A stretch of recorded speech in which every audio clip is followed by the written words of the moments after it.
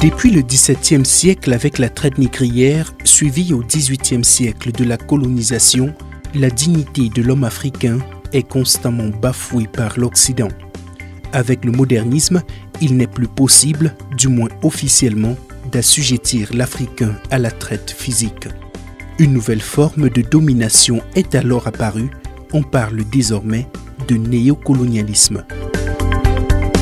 Devant cette triste réalité dévalorisante, le docteur Paul Fokam a entrepris de restaurer à l'Africain sa dignité, de lui redonner confiance en soi et de lui faire comprendre que son état actuel de pauvreté n'est pas une fatalité.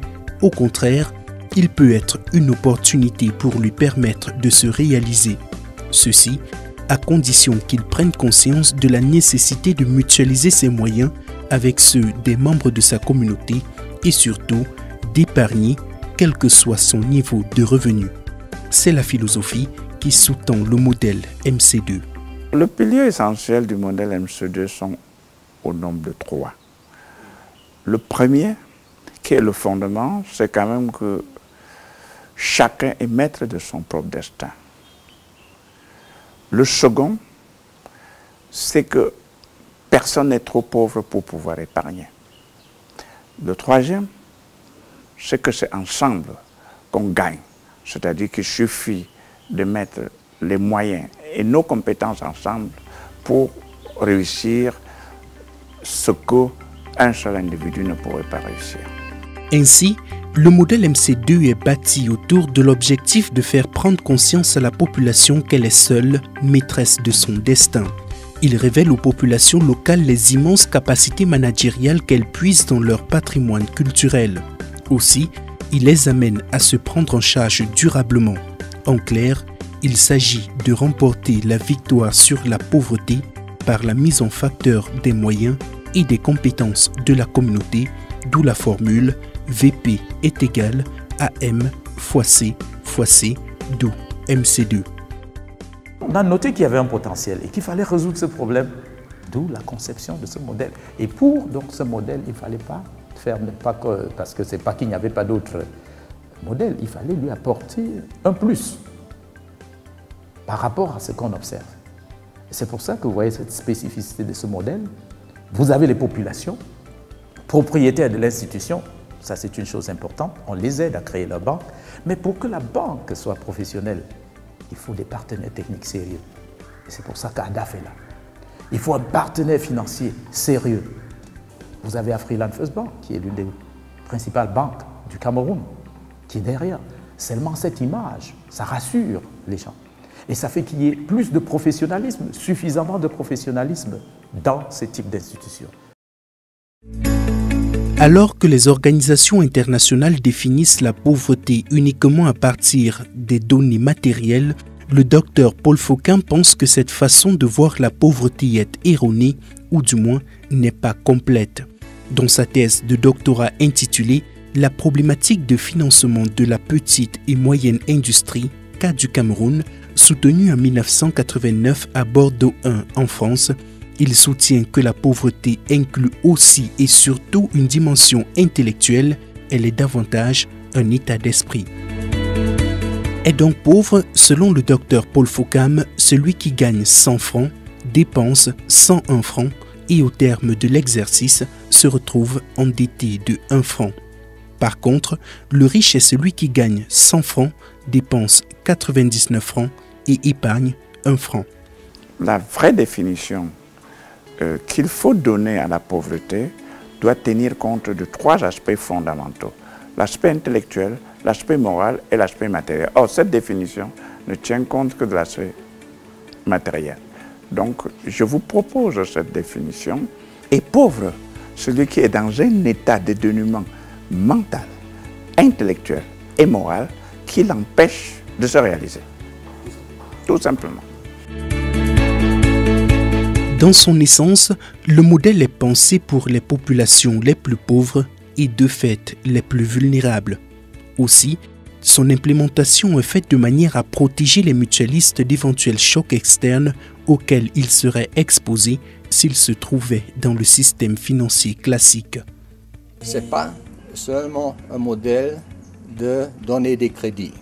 plutôt le contraire, ça commence avec la collecte d'épargne. Et ça, c'est important pour plusieurs raisons. Ce système a une source sûre de refinancement. Comme ça, si jamais il y a une crise financière, les microbanques n'auront jamais le problème de se refinancer parce qu'ils ont leur propre épargne. Depuis son implémentation en 1998 avec la bénédiction active du président de la République du Cameroun, Paul Biya, le modèle MC2 a permis à des millions d'Africains de sortir de la pauvreté, de pouvoir s'assumer et de vivre dignement dans la fierté africaine. La MC2 m'a fait rêver. Avec la MC2, on est vraiment ambitieux. Grâce à la MC2, pour la première fois, nous avons pu payer la scolarité de nos enfants dans les délais. Nous parvenons à honorer nos échéances dans les délais. Grâce à la MC2, les moyens que nous avons pu obtenir nous ont donné la possibilité d'acheter le phytosanitaire pour traiter nos plantes des maladies et sécuriser nos productions. Ce qui n'était pas le cas avant, où nos plantes mouraient à peine d'avoir germé.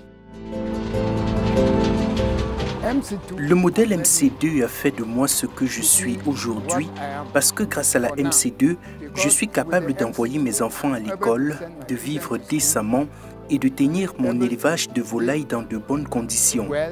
Avant de faire la rencontre du modèle MC2, je n'avais que quelques 2500 poulets dans mon poulailler. Mais aujourd'hui, j'ai progressé et mon poulailler compte 7000 têtes de volailles.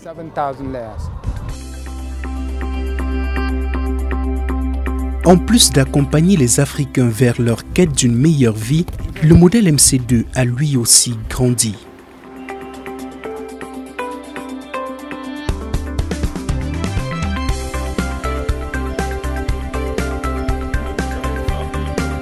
À l'ouverture de la MC2 de Sancho, on avait juste une centaine de membres. Au jour d'aujourd'hui, nous sommes déjà, nous approchons 1500, nous sommes au-delà de 1400 membres. La MC2 de Sancho, vu l'appui du PAT, qui est venu renforcer le capital, nous sommes déjà à plus d'1 milliard de crédits, octroyés à la population de Sancho, vu que nous ne sommes qu'à la 6e année de fonctionnement. Donc nous venons d'amorcer la 6e année de fonctionnement.